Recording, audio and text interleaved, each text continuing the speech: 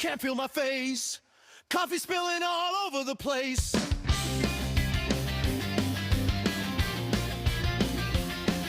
Forgot the sticks, we're turning around.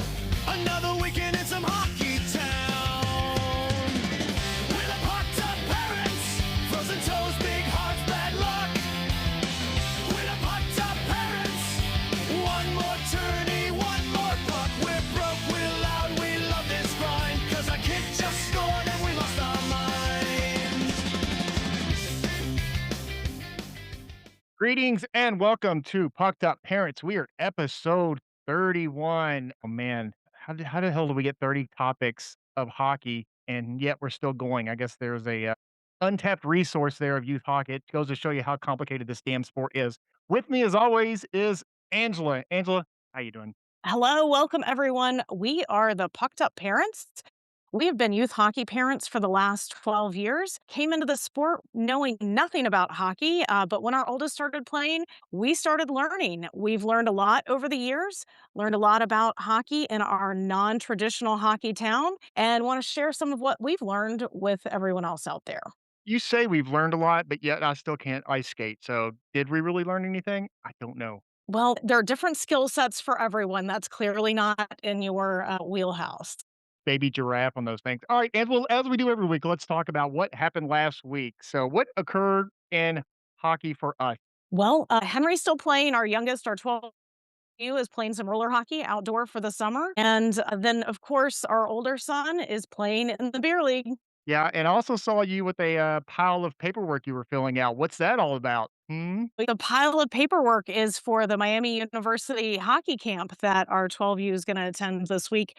We actually drop him off this week. Oh my gosh, they want like blood type, what he's allergic to, what type of food does he like? Does he use ketchup or mustard on a hot dog? I mean, they are Yeah, it's none of that. far as questioning goes. We're gearing up for that. I'm sure we'll recap it on the next episode as to how that hockey camp went. But as for today, Angela, what do we have going on today? Let's do a quick recap of our last episode. So, our last episode, we touched on some hockey traditions, rituals, superstitions. Yeah, and how bad we have a tradition and a routine where we talk about last episode, and I screwed it up. So, uh, yeah, we covered routine So, traditions. Your kids' holy socks that they refuse to not wear at every game, not cleaning their gear, and stupid stuff like that. So, hockey players are weird. Goalies are even weirder. I don't get it, but yet here we are, and it seems to work. So, whatever floats their boat, I guess. Angela, what are we talking about today? today we have a special guest. We're going to interview our friend and hockey player, hockey coach, hockey on ice official referee, Jeremy MacWalter. Jeremy, thank you so much. How many jokes am I gonna be allowed to make fun of refs? Because I made one last week on the last episode. Angela did not like it. I said, "Are we gonna do a Zoom meeting, video style?" And she said, "Yes." And I said, "Why?" Because he's blind, because he's a ref. So I'll make some ref jokes. I'm gonna apologize in advance. So Jeremy, thank you for so much for joining us. We really appreciate it. You're our first ref we've ever had on the show. Now we've continually dragged you on the course of the last 12 seasons, on the course of the last 30 episodes. So now No, only you have. Now's a chance to clear your name. Angela, you start these interviews out. You always have a question for our guests. We always ask our guest what their hockey backstory is because we really don't have much of a hockey backstory. So I'm always curious as to how someone finds themselves in the hockey world.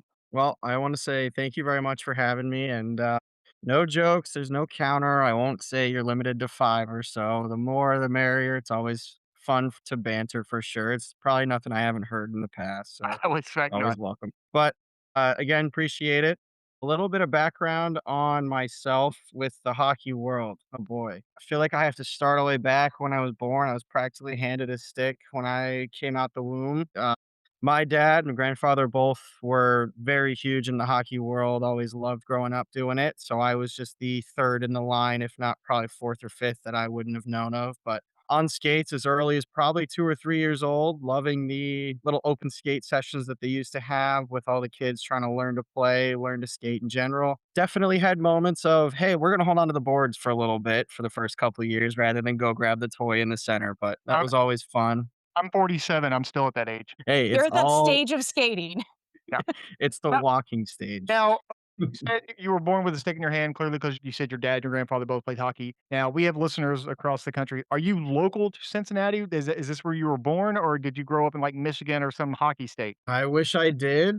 I was actually born out in the desert. I was born in Arizona, out in Glendale, but my parents and grandparents both originated from Massachusetts. That definitely helped. Or that's But yeah, I was definitely born a desert rat, and it's hilarious trying to think that there's hockey that even exists out there, especially now that the Coyotes are no longer there. It is actually thriving as can be, which is surprising. But very similarly to Cincinnati, actually, with the demographic of rinks kind of scattered, everybody plays for the different clubs. It's not really tied to the area. So growing up, there was kind of similarities in that sense for sure. but you did have it in your family, you had a background, unlike Angela and I, we just happenstance moved to an area that actually has a rink where you have and your story is much like a lot of people who are in hockey, and a lot of kids that are in hockey, their parents played and their grandparents played, so kudos to you, you came into the sport not having to pull out a, Hockey for Dummies book like we did. I don't know. There might be a ref for dummies, I guess. Who knows? That's great. You played all your life, just high school? Did you play in college? You said you listened to our college episode, did you play in Yep. college? So I did play all through, actually scattered a little bit in high school with some high school hockey. I moved back to Massachusetts during that high school time period. So kind of played a little bit outside of the school specific hockey, but still played pre and post, similarly to how Cincinnati has it now. And then played my senior year, especially with some friends that were in the area during high school season. And then, yeah, actually, that's how I ended up in Cincinnati. Is I came to Xavier University to play club ACHA D2 at the time. They're now D3 for whatever reasons, but did play for 3.5 years due to COVID year kind of kicking in towards the end. But love my time there and definitely some good insight you guys had for the club level. And I know Sam's getting ready for that starting in the fall. Yep, and we are COVID hockey parents. We briefed on that as well, and yes, Sam has had ACHA, so you've actually been I think Angela's picked your brain a few times on that, and, let's make the transition here. What why the hell you wanna be a ref, man? I'm not gonna sugarcoat this, man. What a thankless job. We'll get into that, but at what point were you playing and you're like, "I could do that. That striped shirt looks pretty good on me. I think I could pull this off." So, a little bit of backstory. I couldn't start without saying my dad definitely, when I was growing up, was reffing the whole time. So from the time I was 5 all the way up until I basically played high school, he was reffing a lot, whether it was the junior level or whether it was ACHA level. I mean, he even had a lot of like travel tournaments that would come in and do some junior competitions just outside of the states. When I graduated college, it was more of a, hey, how do I keep good level of hockey in my life? I love being on the ice, not just men's league level, but still getting some competitiveness to it. And the reffing seemed like the best option for it. I mean, you guys in the stands get to see how fast paced the game is, especially at the high school and even college level. But getting to be on the ice for it, having the front row seat to it is pretty miraculous as well. So I love that piece too. That's fantastic. I've never really kind of thought of it from that perspective of you're watching the game on the ice. I think that's a really, really insightful thought there. And that seems cool. Now maybe I want to ref. Probably need to work on my skating skills, but that's a whole nother story. I skate a little better than Michael, but not nearly as well as our kids skate. The closest I can get to the other on the ice is being in the penalty box to open the door for the kids. So yeah, that ship has sailed for me. I am not going to ref a game. Plus, I see what you guys go through, which again we'll get to that. Angela, I know you have some questions about the refs themselves. Just kind of give us an idea of what the process is for becoming. You don't just say, "Hey, I want to ref. That's what I want to do on my weekends." You actually have to do some sort of studying and courses, and there's different levels of refs, and you can ref all sorts of different levels of games, skill levels, age groups, that sort of thing. If you can give us kind of a little background on what that process looks like. Absolutely. So USA Hockey is a fantastic method of starting out. The same place that players usually go to register each year, as I'm sure you guys have gone through the past numerous years. Oh There's yeah. also the become a ref process. They set you up with whatever you need. They outline it from start to finish, especially year one. You can start as young as I believe 14, maybe 13. I know it's that young because you can officiate a level as low as the year you are. You But can yes, ref like the year younger than you. correct. The So age if group you're younger than you, right? Yep. So if you are like a U10 or U12, you can officiate that U8 or even U10 level at some points as well. So you're always able to ref the lower level than what you're currently playing. But you're So not that's great. ever allowed to rep the level you are playing. You can't do that. Like, if I'm U14 or if I'm yeah, U14, I can't rep a U14. Well, that doesn't make sense. You wouldn't want to do it anyway. It just seems like it'd be so much confrontation. Usually, and you'd be surprised, there has been sometimes, especially on some ref shortage weekends, we've had some overlap, but no, usually we'll try to keep it to where whatever level you're playing at, you usually want to officiate the levels below. Just to, like you said, avoid confrontation. And there's always going to be that you have some sort of say in the game because usually you play against those teams at times. So you don't want to have some bias there. Well, Yeah, that would be bad. That would definitely be bad. you're ever shorthanded, just look in the stands. If I'm up there reading my book, I'll gladly put on the stripes and go out there in my sneakers and run around on the ice. You're running on the ice in your Chuck Taylors, that'll be amazing. Are you taking a test? Is there like a governing board? Are you filling out a Scantron sheet with answers? Are you taking like a skills thing where you're blowing a whistle and skating at the same time to make sure you can do both? Or is it just paperwork? Usually when you start, and there's 4 levels to officiating. When you start your level 1, which is just your first year, there are online modules that'll work through different pieces of the rules and playing breakdowns. It gives you videos of in what situations, what officials might be doing, kinda giving that training breakdown, as well as an in-person and or online seminar. Sometimes it depends on the region you're in, so that's always great, where you have a area supervisor that will come in and speak through very similar to what your online modules would be. So again, work through different situations, being able to ask questions in person and make those connections of usually there's some other officials, whether it's the scheduler or president in the area that will be in attendance. So it's very good connections wise. And then there is a test for all 4 years, actually. No matter what level you are, there will always be a test accompanied with it. And the first year or 2 is always more of a general rule questions, that way you can have it won't trick you up versus levels 3s and level 4 for sure will put you in those hard to think situations or not as common ones. That way you hone in a little bit more of what your knowledge base might be. Now, hockey is full of silly names and it's, Pee Wee Squirt, all that stuff. Are they just level one, 2, 3, and 4, or do they have stupid names too? Thankfully, it's just 1, 2, 3, 4. Very straight, simple. Is there it sounds like there's a continuing education along with that. Do you kind of recertify every year? Yep. So every year you do have to apply to either stay at the same level that you're at. And I say apply, it's just re-register, or you can advance a level. So you can't just go from a level 1 to a level 4 year after year. You do have to progress each year. You can only gain one. And then there is an opportunity that once you've been a level 4 official for 3 years straight, so at that 6th to 7th year you've been officiating, you can apply to become what they call tenured official, where you will be a level 4 for life after going to an advanced symposium.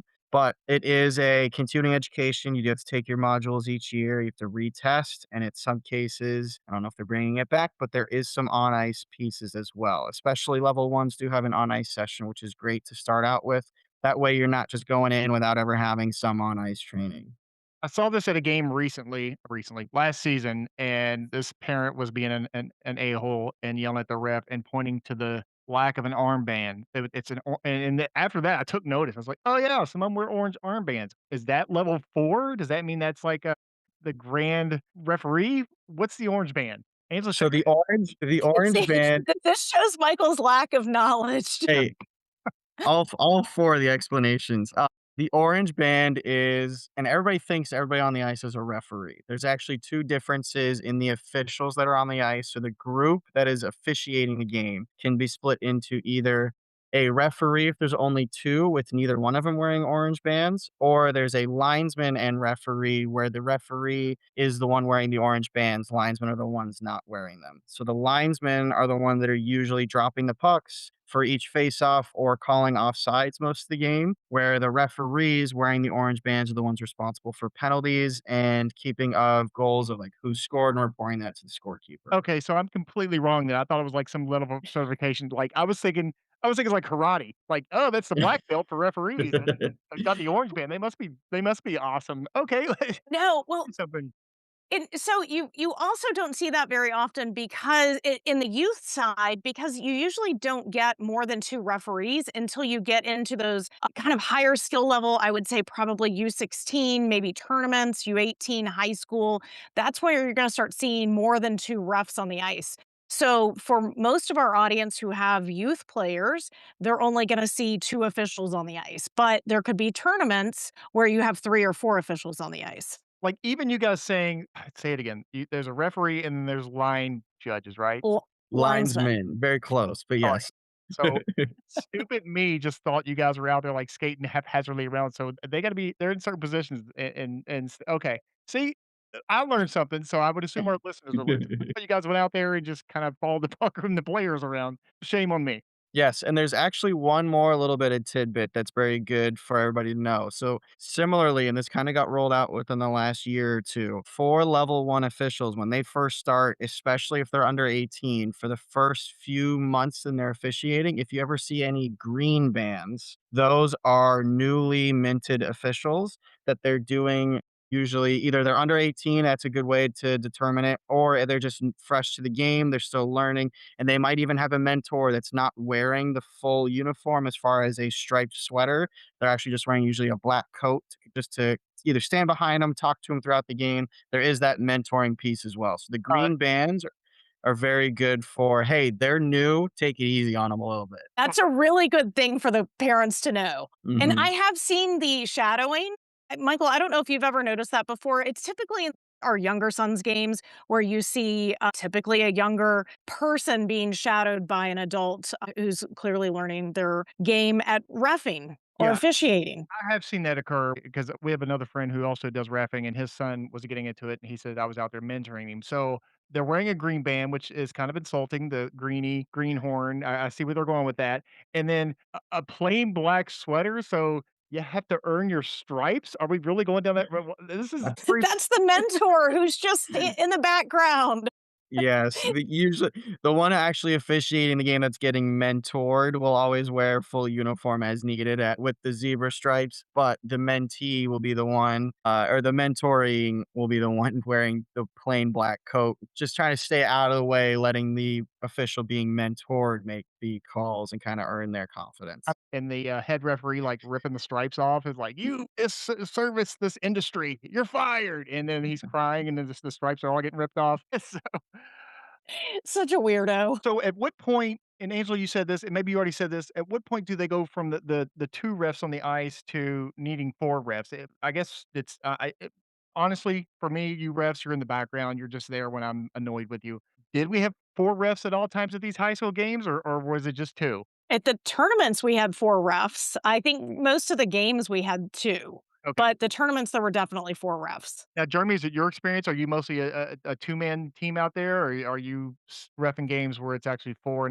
And what's the comparison there? Is it a lot easier, or now you have 4 people voting to see if that was a goal or if that was a penalty? So it's very regional based. Here in the Cincinnati or Northern Kentucky area, we are an officiating group that doesn't have as many officials that can, in most cases, three man a game. So you could have either two, three, or four official systems. In that three officiating system, which I'm sure a lot of teams encounter, especially in the Indiana games, because I know they do it a lot, where you have that one referee, the one orange band with those two linesmen.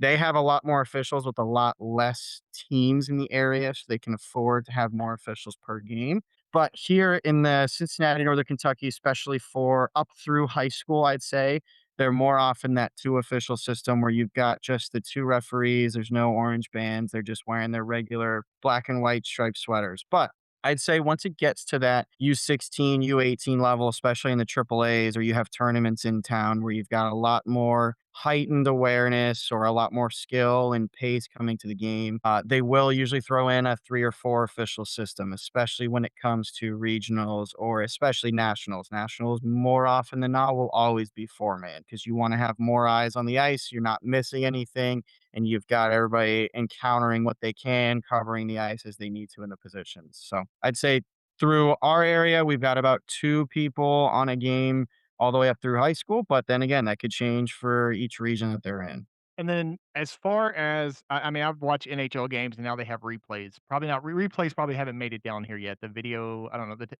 I mean, God, my God, we're lucky to have a rink door that actually works, much less a video system that plays replays. But any experience, is that part of the training to learn about replays, or you're just not at that level in rec and in high school? So I officiate the FPHL, the Federal Prospects Hockey League, as an linesman there in what's considered single A professional hockey. So the step below the coast, if you guys are aware of that, or the ECHL. There is replay there. But other than that, ACHA and down, unless you're somehow NCAA officiating, there is video replay in NCAA. But as far as ACHA and down, there will not be any video replay encountered. And they're not even mentioned because they can't go to any video review in order to dispute or overturn anything that might have been caused throughout the game. So even if I know some ranks are equipped with live barn, coaches Yeah. love to have iPads on the bench and they say, "Hey, look, this happened here." It's like, "Nope, coach, we called it in real time. You cannot pull up video." Now there obviously is the ability to supplemental if you want to send in, especially if there was a very heinous something that might have happened that a referee didn't catch. But as far as during game, video replay is prohibited for any level below NCAA. Well, let's expand on that. So, talking about the video, are there times where a coach argues or if they think there's a malicious hit or something like that, where post game you're going back into the I don't know, yeah, I guess you guys have a locker room. You're going back to the locker room, you're pulling the video to say, okay, clearly this kid punched this other kid. There's going to be disciplinary action for this kid. So is there post review of what you did? Absolutely, and it's happened a few times, especially in our area where we'll have officials come to us within the board level because I'm also on the board here among the area of officials in Cincinnati, Northern Kentucky, and say, "Hey, I didn't see it in real time. Coaches reported that this happened." They pulled up live barn footage or whatever video they have within that rink. They find the footage and they even send it in, and coaches do it all the time too. I know I've had it to where something's happened during the game, coach has brought it up. Thankfully, it's not as combative as it could have been, but they say, "Okay, coach, let's look at it, and if we find that it's something we wanna look into or send in for review, you can." And it's happened before where video evidence has caught something happening that officials might have missed, whether that official might have been looking at a different part of the play or it might have happened completely behind play, not looking at it. It's definitely been sent in. There has been supplemental discipline given before. USA Hockey's definitely had a history of that. So it's still within question and an option to be pursued, but it doesn't happen as often. It's just more of a conversation of, "Hey, coach, I might have missed it," or if you want to tape it and record it and send it in, you can. All right, that's great. See, look, you learn something every day. I want to get into some more like on ice experiences and what you're doing on the ice. And I guess my first question for you is what's your favorite age group or level to ref? And how does it differ depending on what age group or level you're working with? Yeah, Or officiating, I should say. I'm gonna add to that. Let's get your favorite age group or level and the age group or level that you don't like to do. Oh yeah, that too. So I Jeremy, real quick, we are anonymous here, so please no names. Like if you want to say that now, we give you permission to do that. But yeah, or this rink is terrible, or the organization. We keep it anonymous here, so let's not point out any direct 12 U's. Let's just keep it. So go ahead. fair enough. Age group or level to rep, and ones you dislike. Got it. I would say just by the level of hockey and the type of players, the pace, it's always exhilarating, even the workout that's accompanied with it. I love officiating ACHA college hockey. The speed at which the game is played, the smartness and IQ that a lot of these up and coming players, especially the new generation or the new wave of them coming through, is always great to watch. You've got immense skill that you never would have thought you've seen, or you might not even played against, but it's always great to see happen live right in front of you. But I'd say I'm even biased to doing the U14 levels because it's more of you're honing the skill of the game a little bit more by introducing the rules that they can't step over that line because it's more of a developmental period for them where they're getting ready for that high school level. They have to understand what they can and can't do, what they might be able to get away with at times, be sneaky with, or hey, it's a communicative phase where you're always talking to them, making sure they understand where you might be, that way you're not getting hit by pucks, that's always a fun one, but also just coaching them, talking to them throughout the game, being like, "Hey, this might have been a little questionable. Like, tighten it up next time. We're keeping an eye out for it." It's always fun to get that level too. Alright, so, like, U9, you're like, "Oh god, I gotta do a U9 game." Those kids are just falling each other. There's so many offsides. They're just now learning to play full ice. Sometimes with the pace, it can be a little tedious, I will say, but that's always good for younger officials to learn and understand the game before they get to that too fast for what they might not be ready for. So that's always great, especially for younger and officials that want to gain that confidence and understanding the game from start to finish. But I'd say as time goes on, the more you officiate, the better you become and the more confident you are. I'd say those higher level games are always going to be fun to do because you get to see it happen even quicker right in front of you. I think I remember a game, it might have been like 2 years ago, where you were reffing or officiating our younger son's game, and I was like, "What's Jeremy doing out there reffing this game? These kids are like 10U." And I think you had looked at the schedule and saw that they were 2014, or it probably said 14, and I think you might have assumed they were U14s, not 2014s. So that was fantastic, and love having experienced refs on the ice with those kids too, because I think they learn a lot. You guys Mhm. who are super experienced are really helping the kids out, like you mentioned, talking to them about, "Hey, this is a little questionable here. Make sure you do this a little bit better next time." I think that's fantastic. And I will say a little insight into the officiating world too. It's very big on, as you know, from one rink to the next, all of those games are stacked into blocks where you can see there from sometimes 6 a.m. to 9 p.m. And officials are usually assigned a sometimes 2 to 3, sometimes up to 4 or 5 games in a row because it's easier to keep them in that time block. You're getting games, especially in situations where you've got, I know it happens a lot around here where you get, say, a U14, then high school on that same U14 team again. It's good to kinda mix it up a little bit too, where you're not doing the same thing, getting too zoned out or getting too comfortable. It keeps you on your toes to see the different level of skill too. That's great. Yeah, I love that. That's good insight. I guess I didn't realize that the refs were blocked and such. I just assumed they were picking, "I'll do this game, I'll do that game."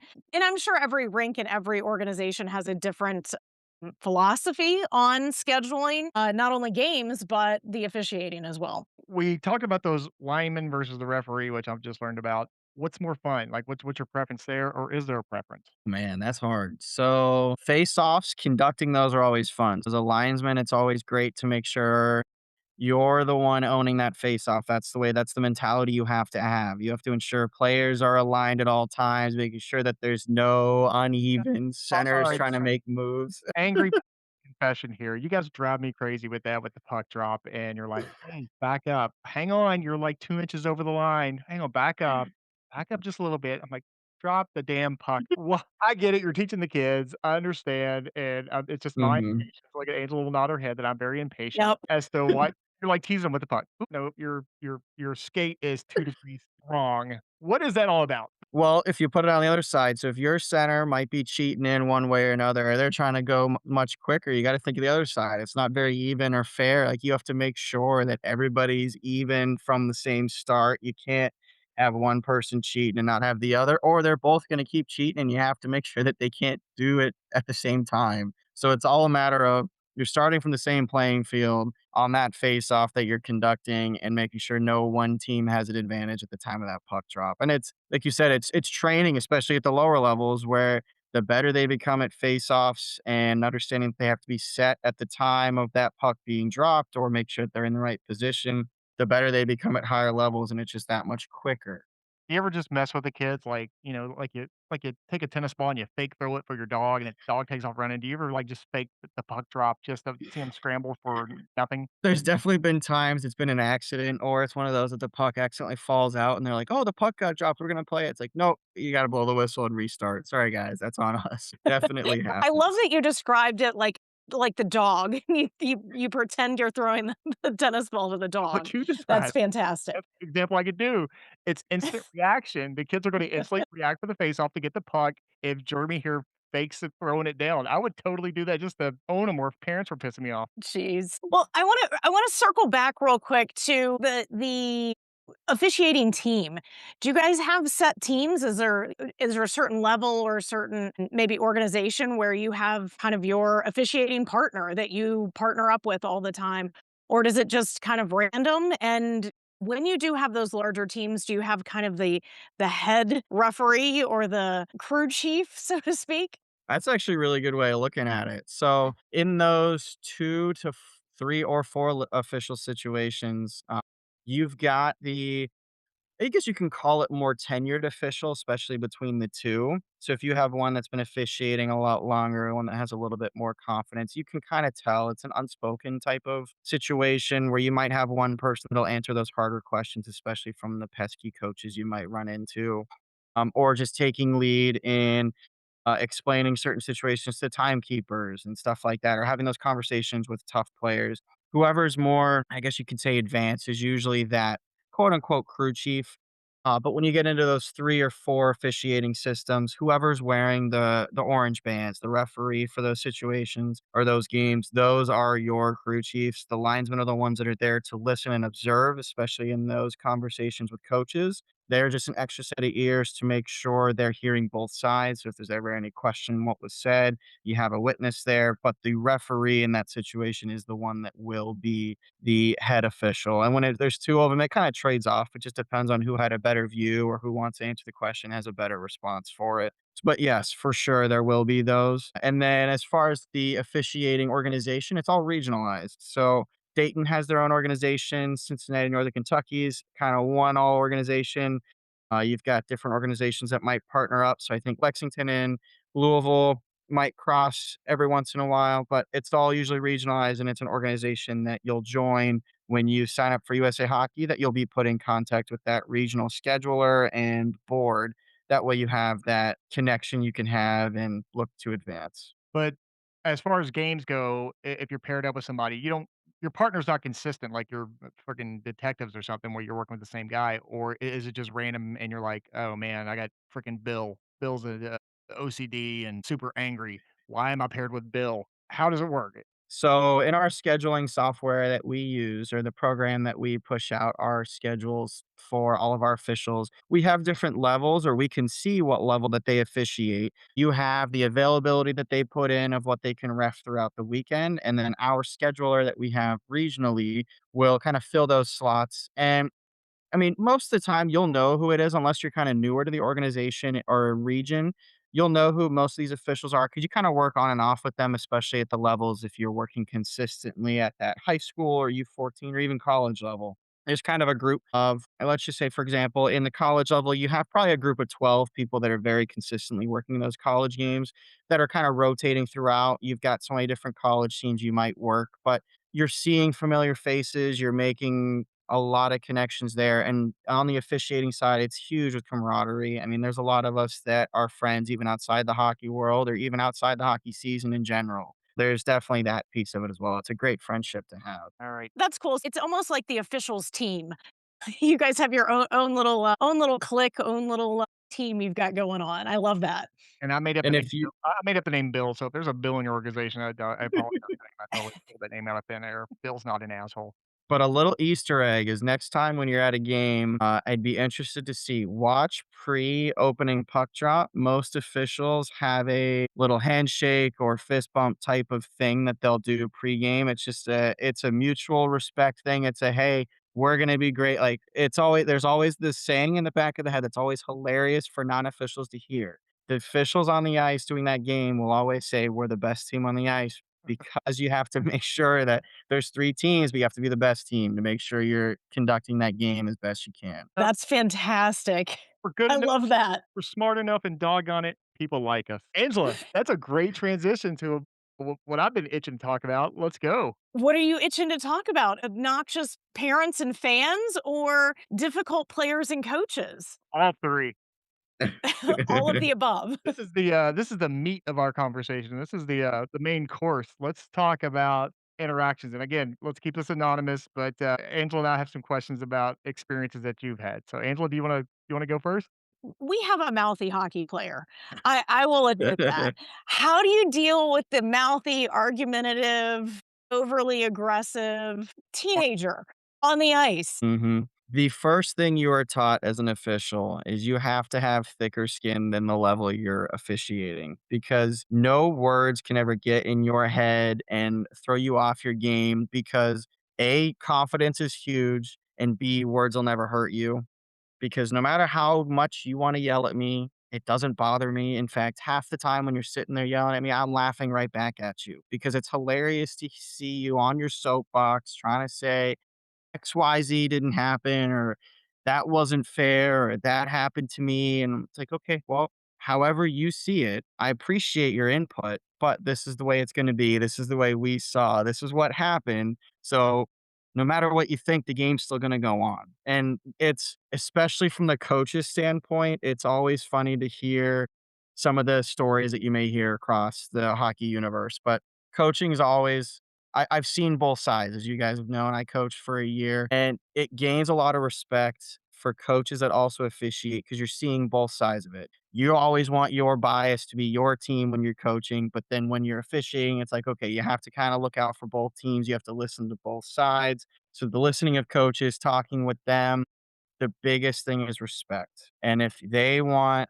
you to treat them as an equal, they have to treat you as one as well. It's a big thing where it's a mutual respect game. If they have any questions, it's a simple, "Hey, can you step down, not speak over me or not sit there and yell at me?" Because then again, if you sit there and yell all the time, my ears are off. I'm done listening. You can sit there and complain all game because until you pick your spots and understand what you need to say and having a better impact on it, you're just sitting there to complain and complain, and there's no. All right. My question is, and I'm gonna get this out in the open. Let's just get this out there now. Let's do it. I know all you parents listening, you've said this. I've said it. Angela's said it. We've all said it. Are you biased with the home team? Never, because our checks get written no matter what. So as long as the check clears, you don't give a shit who wins. In fact, I am so unbiased of who wins because A, either I've never played for that team in most cases, and even if some kids have, they don't care. They don't have any ties to that team. The home team is never going to be erring on the side of bias because you see them all the time. You know what they do. In fact, sometimes you're harsher on them because you know the sneaky things that they could be doing, or you know the tactics that they might bring into it. We never have bias on the home team, usually because of that situation. So that's always a good one to hear. But it's like, it doesn't matter to me. I'm out here officiating both teams. I don't have any level. I would just kind of follow up on that. One thing that I've heard recently is the best game or the best officiated game is the game where you don't even kind of recognize that the refs are there. There's no arguments, there's no like questions. It's just that they're playing the game goes, it's moving smoothly, and you almost don't even realize that there's officials on the ice because the game just goes as the game goes. Yeah. So going back to a little bit of the difference between the lower levels or the higher levels, that lower level is more of you're teaching them the foundation of the rules that they're playing. So it's a lot of calling the rules, making sure they understand if they cross that line. Obviously, penalties get assessed as needed, or you have that talk and communicate to them. That way, they're understanding just outside of what the coaches might be teaching them. Now, you're not fully coaching them on the ice, but you're giving them points here and there. But when it gets up into those higher levels, especially high school and college, officials are more meant to be governing the game. It's not necessarily inserting it, calling penalties everywhere. You're interpreting the way the rule book should be called. And that's where a lot of officials, when you get supervised or you want to advance levels, is understanding how to apply the rule book to the level you're currently playing.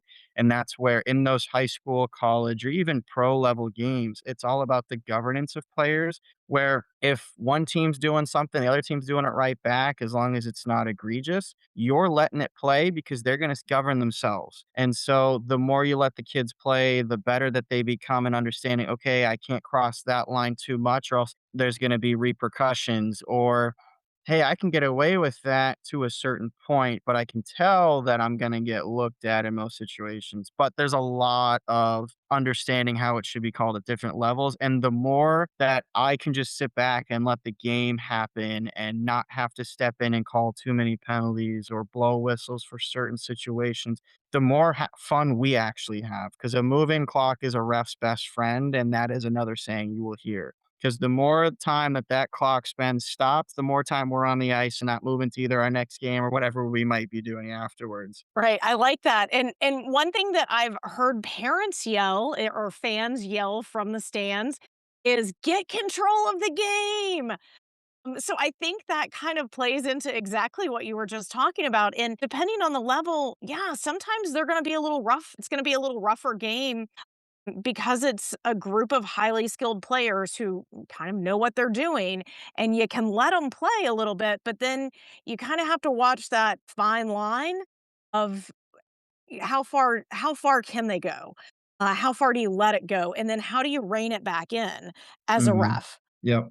That is a phrase that's also tossed out there. It's opposite what you just said. It's let them play. Look, all you see here, you see it in football and everywhere else. Oh, they're letting them play. Oh, they're letting them play. Meaning you're not calling much, and rightfully so in most cases. Yeah, there's a huge misconception on the officiating side, and I love you brought that up. Officiating is, like I said, a governing of the game, but it's also a very reactionary position. A lot of people that get the sense of control the game, they want it to be more of a proactive stance, trying to make sure that nothing bad happens. But if game's going completely fine, there hasn't been anything that's really stood out, there isn't one advantage that one team might be doing something a little bit more dirty than another, obviously within boundaries, you can't really do much to try and control something until that one instance really happens where then, yes, it's controlling the game, understanding, hey, we have heightened awareness. If this happens, we need to make sure we look out for it. We're keeping eyes on both benches in certain situations. But officiating overall is very reactionary. You can't be too proactive, or else you're inserting yourself into the game and you're not really letting the kids hit that flow state of just playing the game without too many interruptions. All right, you said that the clock is your best friend.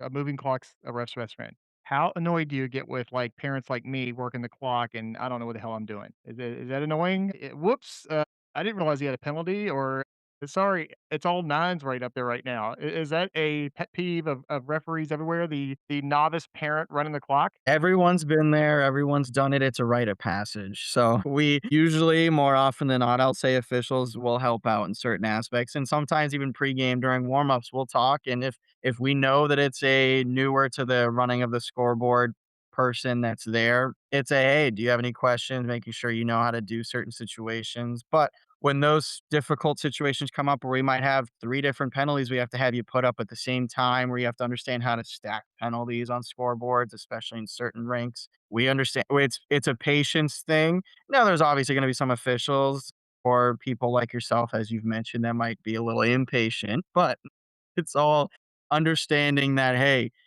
it's part of the game. You have to understand it. Everybody starts somewhere, and the more you feel comfortable getting that point, it's you're learning as you go. I know there's some different rinks have different scoreboard systems, and some of them are trickier than others. There was one rink, I can't remember which one it was, years ago that nobody wanted to work the scoreboard because the panel or whatever you use to work that board was super tricky. It was finicky. Nobody wanted to touch it. So I can completely understand that one. All right, now I'm a parent. I'm a hockey dad. My kid's going to the NHL. I'm on the glass. My hat's on backwards. I got sunglasses on top of my head. I've had I don't know 4 Miller High Lifes, maybe 6, and a couple shots. Where's that line of me being obnoxious to you're out of here? Is it the banging of the glass belligerently, or just like calling you everything in the book? Where's Jeremy's line for tossing me out of the game as a parent? I'm probably one of the few that, to be honest, I don't usually listen to a single thing that comes from the stands. You could be banging on the glass behind me, saying every which word in the dictionary you might be able to think of. I do not care. You can do whatever you want. I block it out. When I'm in the game, I have 2 different points of people I'm listening to. It's either players or coaches. And anything that parents say, in fact, some officials will say that our favorite chant is "Ref, you suck," because it's hilarious to listen to. And it makes it that much more fun to understand that, hey, you're either doing a great job or, yeah, you might be messing up, but you know what? Your eyes are on you now. The pressure's there, and we're going to make sure we're even better. But that chant always gets us every time. But yeah, I'd say parents sitting there in the stands saying every which word doesn't bother me. I don't listen to it. In fact, I laugh at it half the time. It's always fun to hear. Now there might be some officials, especially coming up as they're younger or not as many years experience, where that might get to them. That's completely fair. It's understandable. In those instances, it's up to speaking to coaches to make sure, hey, you've got parent X sitting in the corner over here. Can you get a lid on it just to make sure it keeps the game respectful? Because we always want to make sure that anybody on the ice or in the rink, no matter what's being said, the game's always about a level of respect for all the players and coaches involved and officials for sure. Heated game. I mean, it was heated. Oh, it's the ref's fault we lost. Ah, son of a bitch. You taking caution when you're walking through the lobby, or you sneaking out the back door, or you changing your shirt, or you just F it. I'm strolling out there fully proud. I know you guys don't walk in the rink and walk out the rink wearing those stripes, do you? You're in plain clothes. Plain clothes all the time, or you get the suits at certain levels, or you just get the polo and khaki, whatever you're doing. But no, it doesn't bother me. Plays happening between whistles, it's not happening throughout the game. There's never going to be one thing that threw off a whole game. I mean, it's more of a you did what you could, you did your best, you were there, you officiated the game to your best of your ability. I I want you don't care if you blame me. when you're wearing the plain clothes coming out of the locker room or going in the locker room, I gotta think you just blend in with everybody else in the lobby. So you gotta do me a favor. So next time you have a heated game and parents are assholes and they're hating you and everything on the ice, just when you come out into the lobby and you see that group of parents, buddy up with them and be like, "Yeah, man, that ref out there was terrible." Just like see if they pick up that you were the ref. That'd be pretty funny. It might be a little hard because those of us that, look a little bit too similar to helmet on versus helmet off might not get away with that, but Yeah, I those was gonna say, you might have to put on a disguise, get some sunglasses, a different hat, Mustache. maybe, a mustache, a wig, mhm. something to really not look like yourself as you're going through, but that is kind of a So, Angel, do you have any funny thought. coach, parents, or players questions? Because I know we could probably spend an hour on this. I think maybe this is a possibility to come back and ask more questions. I mean, I have a ton of questions. Like, how many people have you thrown out? No, let's get this one out of the way. Breaking up fights. You just said I mean, clearly you do high school. You have ACHA. And at that age, those kids are aggressive and puberty's kicking in and they're fighting and they're throwing haymakers. You ever taken one off the face just by accident? Or you ever like any difficult fights or pretty much hockey players are cool, they break it up when the referees step in? Oh, I wish that was the case. You kidding me? I was gonna say So hockey players are not that cool, they so wanna keep fighting. game and then you got a Mills Lane up a fight. So you're doing dual duty here. So tell us about like breaking up a fight, how hard it is or how easy it is. It sounds like it's hard. Yes, so it's all about anticipating. You can kind of sense how heated a game might be getting. After whistles, you're getting into the group of players, making sure that they know you there. It's a lot of, hey, I'm here. All right, we're done. Move forward, line change, whatever the case may be. You're just talking to them. But when you do get those scrums every once in a while, especially out in front of goalies, it's a lot of communication with the players. If it's a hey, I have you enough, or a lot of informational, constructive criticism of, hey, I've got nothing. Please, like, we're done. No penalties here. We keep going. We're going to have to assess some. There's a lot of that communication that goes into the higher games you get. That's always going to be communicated to those groups of players because the second players say and hear hey, oh, hey, we're not going to have anything, but if we're done right now, we're good, but if we don't, we're gonna get penalized. Oh man, coach is not gonna like us if we keep going and get that one. Now we're shorthanded for the next 2 minutes or whatever that penalty length might be. But there's definitely times where it's like, if you're not in that pile quick enough, stuff happens. And it's just a case of you're keeping yourself safe because the number one rule of officiating in those situations is safety for yourself first, but then obviously making sure players are safe afterwards. So if the case may be that something happens before that, you get in to intervene. Obviously, you want to try and treat that as quickly and safely as you can. Not everything can be prevented, especially if stuff happens without you seeing it or getting in there quick enough. But I'd say even from the pro level that I do too, the FPHL, you got a lot of older guys mixing in with former NCAA guys that now they can fight. It's legal. You get just the 5 minute major for fighting. They're allowed to do it in their leagues. Those are always fun too, but it's a lot of, again, communication and respect of what's there. You're always talking to the players, making sure they know you're there. That way they know what needs to be done or when to stop or, hey, we're good. I gotta think, U10s, you're probably just grabbing them by the jersey and picking them up and shoving them out of the way, really easily. I don't know if coaches There, will Junior. love that one. I was gonna say, I don't think there's too many major fights going on at U10. I think those guys are, if they even can figure out how to land a check, they might just get the penalty and move on at that age group. So before we wrap up and get into our life moves pretty fast, I gotta ask you this, and I've always wondered this because I think it is the most embarrassing thing for a hockey ref is it when you just eat it when you fall down, like you're skating down the ice on a breakaway and you just eat it because as parents we're like, oh look at the ref, he just fell down, what a dumbass. Why'd you have to bring that up? Hard hitting questions, Jeremy. That is definitely the one thing that no matter what level of officiating you do, no matter who you work with, if it's your 100th time working with somebody or even your first, that will always stick out, and that will be the most embarrassing thing you ever do, is falling during a game and having somebody else see it. Now, there's times you can sneak away from it and nobody catches it, or there's obviously the times where you're just in the wrong position. It happens at times you get your legs clipped, whatever the case may be. That's not as bad. But when there's nobody around and you're just skating, Ice. going to positions, and you eat one, that's probably the worst feeling there. All What right. about getting hit with pucks? So I know our son, our oldest, has a some sort of weird habit of clearing a puck, and somehow he has hit more refs than I think any other player I've ever seen. You got to be on your toes. But do you then look at that kid and be like, seriously, man, stop hitting me with the puck? Sometimes it definitely happens, especially as they come out from around the net. So as a defenseman trying to break it out of their end, they want to hit the winger on a stretch pass or bounce it off the boards. Usually as an official, you're up near the hash marks on the boards. But officials, as they get more comfortable or as they get to those higher levels, is big on communications like, I'm here, or heads up, I'm here. The more you do that, the less usually you get hit by a puck. So that's nice. Keyword less, it still does happen. So there's always times that when you do get hit, it's I said I was here, and then they're like, "Oh, you're in the way." It's like, dude, I told you I was right here. That's on you. Sorry. No, I just find, and you're right. It is, he's a defenseman coming out from behind the net. That's normally when it happens, but man, it seems to happen a lot. And I always feel bad for, for the officials who are getting nailed by the puck. So you definitely come home with some bruises, I'm assuming. Especially, yes.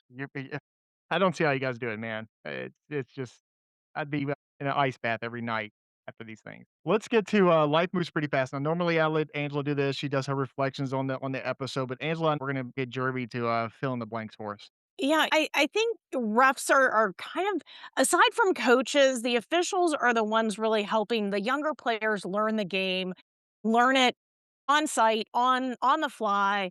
You're doing a lot with the kids, and I think that's second only to the coaches who are there during practice, and I think that's a great thing for anybody to do, and it's gotta be fun to stay on the ice, and I still keep going back to what you said earlier, you're watching the game on the ice, you can't get any closer to it, and I think that's super, super cool. But what's your best memory as an official? Like, what is the one thing that when you were on the ice as an official, what was something that was just like, "I'm really glad I was here for this"? Getting to do higher level games, especially in those regionals or national levels, are always great to achieve for. The years of work you might be putting into it or the supervision that you get to earn those levels is the same satisfaction as those teams that get to make it there. So getting to play on those higher levels, but also getting to officiate at the same time are always amazing to witness, especially when it comes to winning national championships at times. I know I had the ability of officiating a national tournament a couple years ago or even officiating a college regional. Those are always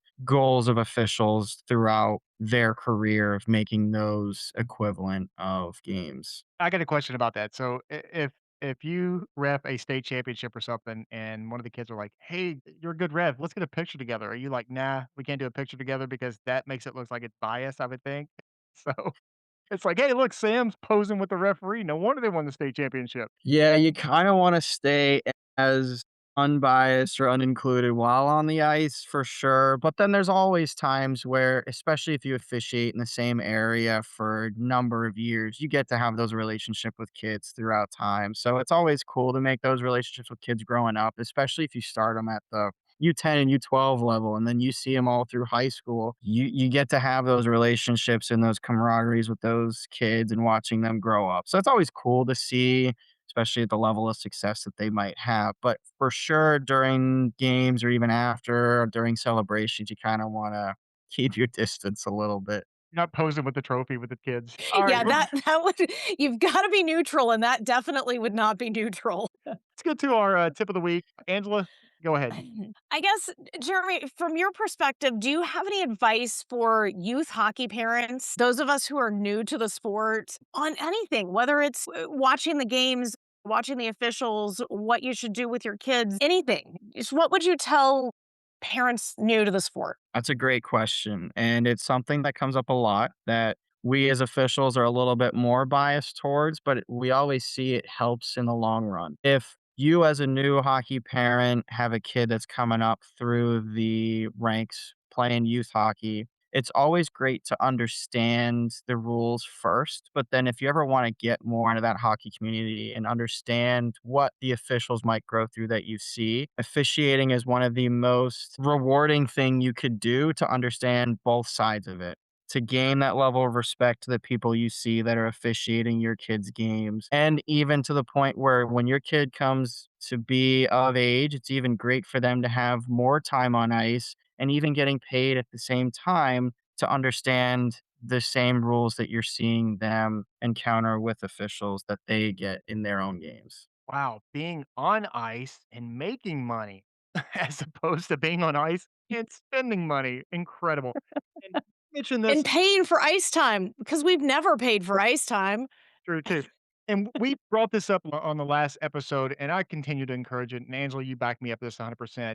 Encourage your kids when the game is over, win or lose, even if you think it's bad officiating, take the gloves off, skate over to the referee, and give them a handshake. I mean, Jeremy, I got to think that's a ultimate show of respect at the end of a game when a kid skates over and shakes your hand. I know it's a simple gesture, but it goes a long way. Absolutely. We love it because, like you said, the game's all about respect and understanding that everybody on the ice or everybody that had a part of that game all has that mutual level of respect. And we appreciate it just as much as they thank us. We thank them for a great game that we just officiated. And just know what kind of vehicle Jeremy drives in the, parking lot if you wanna, like, egg it, put some butter under the door handle, smear your butt cheeks on the windshield. Just, you can. No, no, no, you don't treat the officials like that, because then it it could be worse the next time around. I'm just No. kidding. I'm just kidding.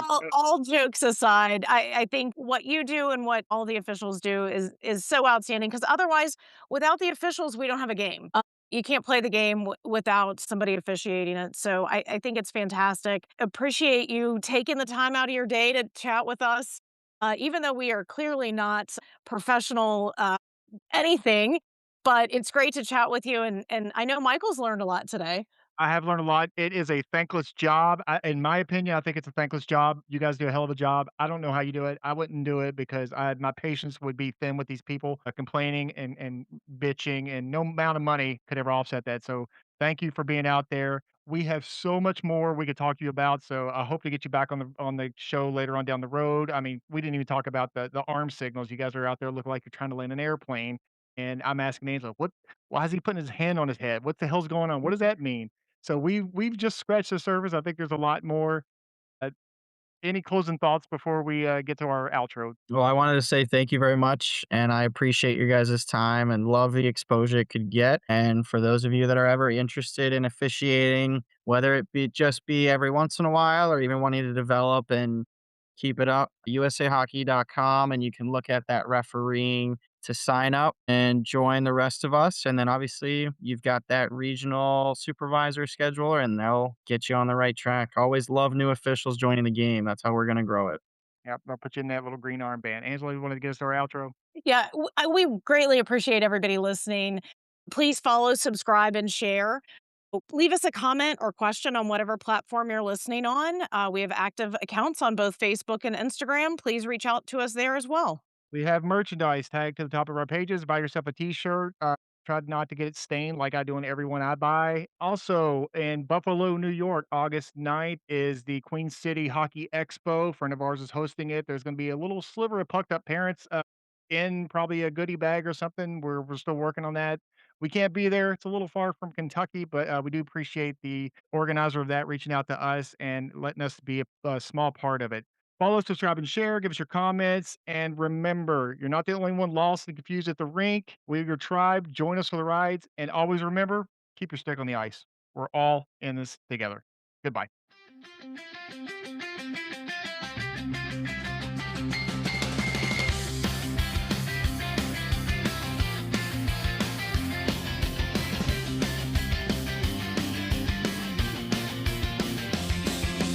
Out before dawn, can't feel my face. Coffee spilling all over the place.